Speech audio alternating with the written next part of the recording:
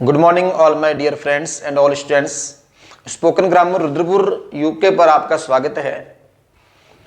बच्चों, आज आपके सामने मैं पैसिव वॉइस का स्ट्रक्चर लेके आऊँगा और बहुत ही इंपॉर्टेंट लेक्चर है। जो भी जैसे यूपी बोर्ड से बच्चे बिलोंग करते हैं या उत्तराखंड से और अन्य पेपर आपके 10th और 11th 12th के आने वाले हैं और उनमें आपके एक्टिव पैसिव वॉइस बहुत ही काम आते हैं और एग्जाम में जरूर आते हैं। और 100% प्रॉमिस करता हूँ कि आपके लेक्चर जरूर समझ में आ जाएगा और आपके एग्जाम में बिल्कुल हेल्प मिलेगी।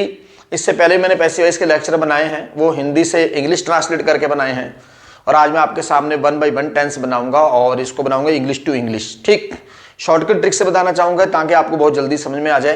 तो चलिए करते हैं स्टार्ट। प्रेजेंट इंडेफिनिट टेंस से स्टार्ट करेंगे।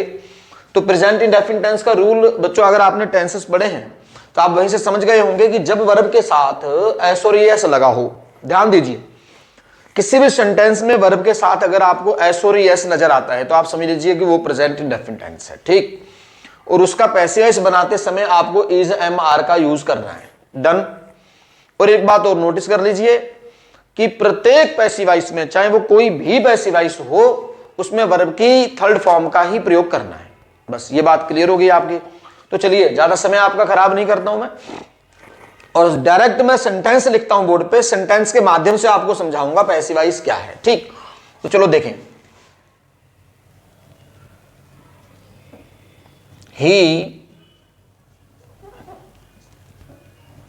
he writes a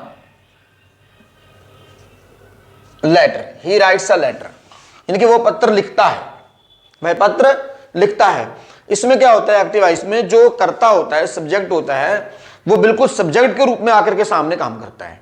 और पैसिव वॉइस में क्या होता है, जो आपका इस सेंटेंस का जो ऑब्जेक्ट होगा, इस सेंटेंस का जो भी कोई ऑब्जेक्ट होगा, हम उसे सब्जेक्ट का रूप दे देंगे। क्या कर देंगे, उसको हम सब्जेक्ट का रूप देंगे और जो आपका इस सेंटेंस का सब्जेक्ट होगा उसे हम ऑब्जेक्ट का रूप दे देंगे।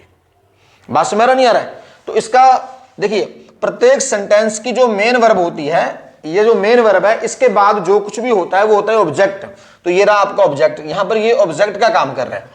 तो पहले आप इसको हिंदी में देखें, वह पत्र लिखता है, तो आप इसको पैसिव वॉइस में बदल दीजिए, पत्र उसके द्वारा लिखा जाता है। तो पत्र को हम सब्जेक्ट बनाएंगे। तो जब इसका पैसिव था ऊपर का वाला एक्टिव वॉइस, एक्टिव वॉइस, और आपको बनाना क्या था इसका पैसिव वॉइस। तो एक पत्र उसके द्वारा लिखा जाता है, तो एक पत्र बच्चे सब्जेक्ट हो गया। तो सबसे पहले हमने लिखा आ letter, uh letter.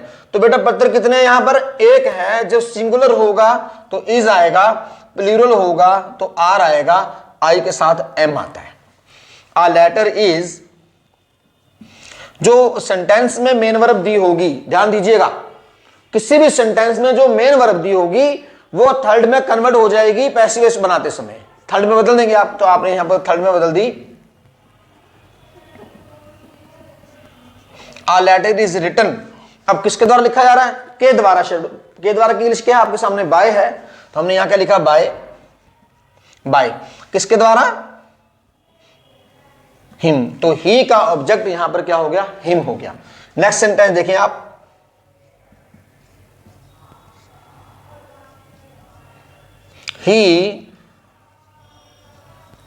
he calls me, he calls me। तो देख लीजिए यहां पर एस लगा है, तो आपने पहचाना है इससे कि ये प्रेजेंट इंडेफिनिट टेंस का वाक्य है। एस से आपने कैच किया। तो यहां पर ऑब्जेक्ट कौन है बच्चों, मी है। ये मी आपका ऑब्जेक्ट है। क्या है, मी ऑब्जेक्ट है। तो आप यहां पर ध्यान दीजिए, मैं साथ साथ में कुछ लिख रहा हूं। ये रहा आपका आए और लास्ट में चले जाएंगे तो इसका मी ऑब्जेक्ट होता है। क्या होता है, मी। तो बच्चों ये जब ये सब्जेक्ट है तो ये ऑब्जेक्ट है। ये क्या है, ऑब्जेक्ट है।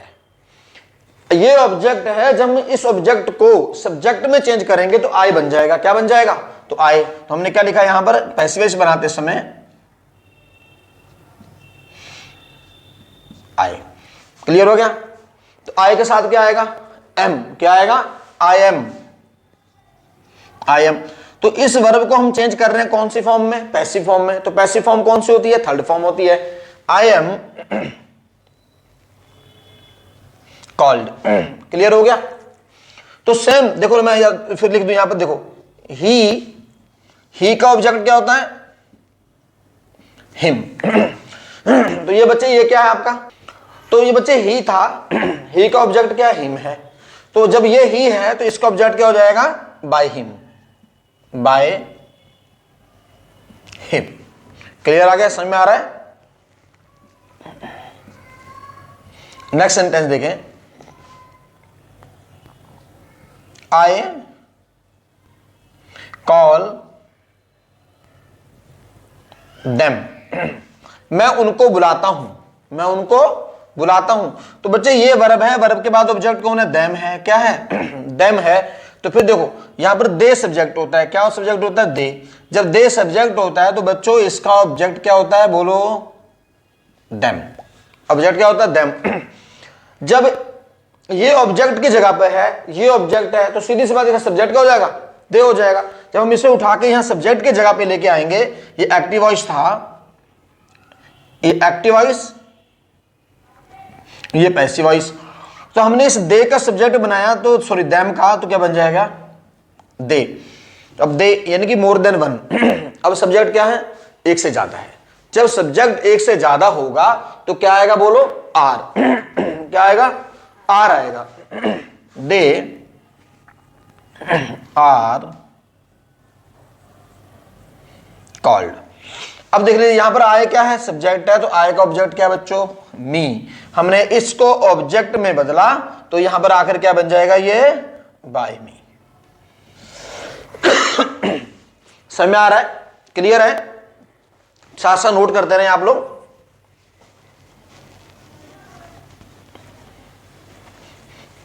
अब जो बताने जा रहा हूं मैं सेंटेंस बहुत ही इंपॉर्टेंट बताऊंगा आपको, उस सेंटेंस को बड़े ध्यान से देखिएगा। देखें पहले आप एक्टिव वॉइस लिख लीजिए, my father gives me a book, my father gives me a book. Clear हो गया। तो बच्चों यह है मेन वर्ब। मैंने क्या बताया था आपको कि जो आपकी मेन वर्ब होगी, मेन वर्ब के बाद जो कुछ भी होगा वो सब क्या होगा, ऑब्जेक्ट होगा। तो बच्चों यहां पर दो ऑब्जेक्ट हैं, एक तो ये ऑब्जेक्ट है और एक ये ऑब्जेक्ट है। सेंटेंस को बड़े ध्यान से देखिएगा, दो ऑब्जेक्ट हैं। तो एग्जाम में करना क्या होता है आपको, इसमें आपको यह देखना सजीव कौन सा है और निर्जीव कौन सा है, लिविंग कौन सा है और नॉन लिविंग कौन सा है। तो देखें जो ये है, ये तो सजीव है आपका, क्या है, सजीव है, और ये क्या है, ये निर्जीव है। ठीक, एक वाक्य है, बहुत ही इंपॉर्टेंट है और पेपर में जरूर ऐसा आने की संभावना होती है और आपको पैसिव वॉइस बनाते समय दिक्कत हो सकती है उस टाइम पे, बट कोशिश करें। अब हमने इसका पैसिव वॉइस बनाना है, तो बनाना कैसे है। जो सजीव होगा, सजीव से को सब्जेक्ट का रूप दीजिए आप, सजीव को सब्जेक्ट का रूप देके फिर बनाओ पैसिव वॉइस। तो कैसे बनाएंगे फिर इसको, my father gives me a book, मेरे पिताजी मुझे किताब देते हैं। तो क्या बनाएंगे, मुझे एक किताब दी जाती है। क्या बोलेंगे, मुझे एक किताब दी जाती है। I am given a book, I am given a book. अब किसके द्वारा दी जा रही है बेटा, बोलो, शाबाश, by my father, by my father. Clear हो गया, समझ में आ गया। अच्छा, अब कुछ बच्चे कह रहे होंगे नहीं सर हम तो आ बुक से बनाना चाहते हैं, बिल्कुल बना दीजिए आप, कोई दिक्कत नहीं है। बट एग्जामिनर को क्या देखना होता है कि आपको सब्जेक्ट और ऑब्जेक्ट भी चेंज करने आते हैं या नहीं। अगर आपने देखो आय को बदला है तो साफ साफ दिख रहा है कि सामने वाले को यह दिख रहा है कि हाँ आप जानते हो कि मी का सब्जेक्ट क्या होता है, आय होता है। ठीक, अब हम बुक से लेते हैं, बुक को ले लो, कोई बात नहीं। एक किताब मुझे दी जाती है, तो a book is given to me. ध्यान दीजिए यहां पर मैंने टू लगा दिया, क्या लगा दिया, टू लगाया है वर्ब के बाद, बट यहां पर वर्ब के बाद टू नहीं लगाया है। तो ध्यान देना आपको यह जरूरी है कि जब आप सजीव को सब्जेक्ट मानते हैं तो निर्जीव लिखने से पहले टू नहीं लगाएंगे। और जब आप निर्जीव को सब्जेक्ट मानते हैं तो सजीव लिखने से पहले आपको टू का यूज करना है। गिवन टू मी किसके द्वारा दी गई फिर आपको? By my father. क्लियर होगा स्टूडेंट्स? समझ आ चुका है? तो अब मैं इसके सेंटेंस बनाता हूं आपके सामने, नेगेटिव और इंटेरोगेटिव। हाँ तो स्टूडेंट्स आपके सामने नेगेटिव सेंटेंस लिखे हुए मैंने। सबसे पहले आपको subject plus do not does not plus verb की फर्स्ट फॉर्म, और आपको ये ध्यान देना होता है कि जहां कहीं भी डू नॉट डज नॉट लगा आपको नजर आए, आप समझ लीजिए कि वो प्रेजेंट इंडेफिनिट टेंस का नेगेटिव सेंटेंस है। सिंगुलर के साथ आपको डज नॉट नोट कर लीजिए, और प्लूरल के साथ आपको डू नॉट। बोलो, दोबारा बोलो, सिंगुलर के साथ डज नॉट और प्लूरल के साथ डू नॉट, दोनों के साथ अब आपको फर्स्ट फॉर्म लगानी है। क्या लगानी है? First form. Is not, am not, are not लगा के थर्ड फॉर्म, इसी वर्ब को फर्स्ट फॉर्म को आपको थर्ड में चेंज करना है। ठीक, बाकी सेम देख लीजिए। He doesn't write a letter, वह पत्र नहीं लिखता है, तो ये मेन वर्ब है, इसके बाद में क्या है? पत्र है। तो हमने पत्र को बनाना है सब्जेक्ट, तो सब्जेक्ट बना के बोलेंगे एक पत्र उसके द्वारा नहीं लिखा जाता है, एक पत्र। तो आ लेटर पैसिव वॉइस बनेगा बच्चे, बोलो।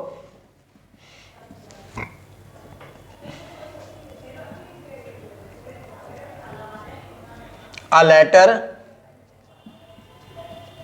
is not written by him. I don't give a book to her. अब बच्चों देखो, इसके दो ऑब्जेक्ट हैं, एक तो ये है और एक ये है। मैंने आपको पहले सेंटेंस में बताया था ये निर्जीव है और सजीव है। यहां भी देखो मैंने निर्जीव को पहले लिखा है, बीच में टू लगाया है, ये बात पीछे बोली है।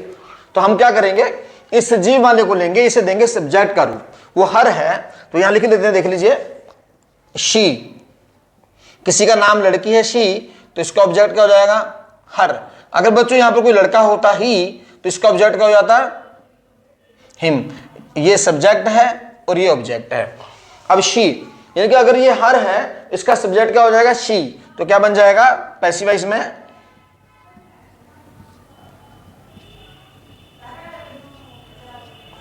She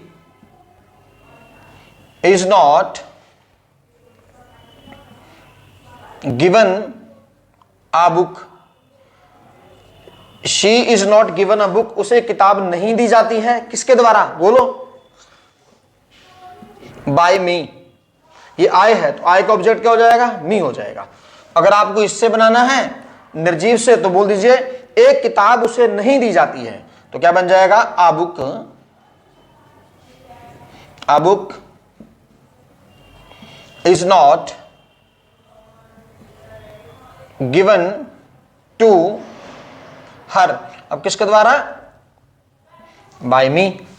क्लियर हो गया? He doesn't play the cards. ये मेन वर्ब है, मेन वर्ब के बाद ऑब्जेक्ट क्या है? कार्ड्स है, पत्ते हैं। वह पत्ते नहीं खेलता है, तो क्या बोलोगे? पत्ते उसके द्वारा नहीं खेले जाते हैं। तो पैसिव वॉइस बनाते समय क्या करेंगे? बोलो शाबाश। जो आपका ऑब्जेक्ट था, हमने ऑब्जेक्ट को सब्जेक्ट में लेके आना है, तो सब्जेक्ट क्या हो जाएगा यहां पर? पत्ते। तो दी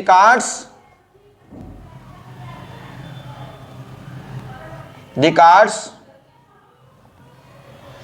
are not played by him. समझ आ गया स्टूडेंट्स? आप नोट कर लीजिए, शाबाश। इसके बाद पढ़ेंगे आप इंटेरोगेटिव, बताता हूं, उसके भी 2-3 एग्जांपल दूंगा। तो स्टूडेंट्स आपके सामने इंटेरोगेटिव सेंटेंस है। अब यहां ध्यान देंगे आप, देखो डू डज लिखा है और सबसे पहले है। जब डू डज सबसे पहले लिखा हो और बोला जाए पेपर में कि आप इसको पैसिव वॉइस में बदलें, तो आप समझ जाइए कि ये प्रेजेंट इंडेफिनिट टेंस का वाक्य है। ठीक, तो देख लीजिए, does he write a letter, क्या वह पत्र लिखता है? तो इसको अब जब आप पैसिव वॉइस में बदलेंगे, तो ये आपका ये ऑब्जेक्ट है, ऑब्जेक्ट को आपने सब्जेक्ट में बदल देना है, उसको सब्जेक्ट की जगह पे लेके आएंगे, और जो सब्जेक्ट था उसे आप ऑब्जेक्ट की जगह पे क्या बोलेंगे? क्या एक पत्र उसके द्वारा लिखा जाता है? तो क्या हो जाएगा? नीचे वाली हेल्पिंग वर्ब देखें, इज। क्या हो जाएगा?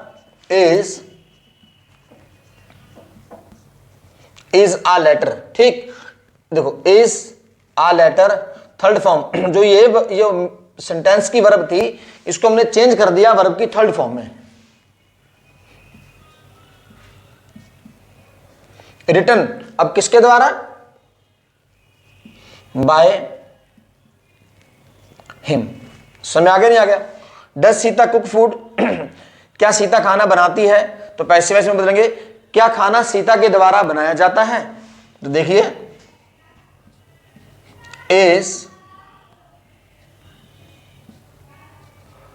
इज द फूड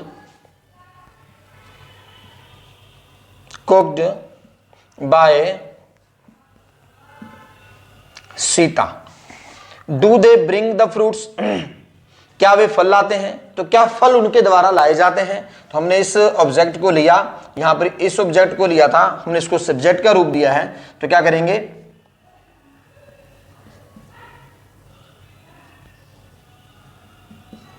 इज क्या हो जाएगी, इज सॉरी फ्रूट्स ज्यादा हैं तो हो जाएगी आर